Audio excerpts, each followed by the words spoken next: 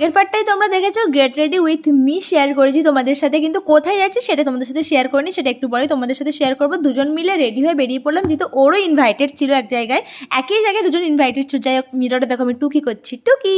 তো যাই হোক, ওরও ইনভাইটেড ছিল, আমারও ইনভাইটেড ছিল, তো দুজন গেছিলাম গিফট কিনতে। তো আমরা যাচ্ছিলাম হলো একটা ছোট্ট ভাইয়ের বার্থডে পার্টিতে।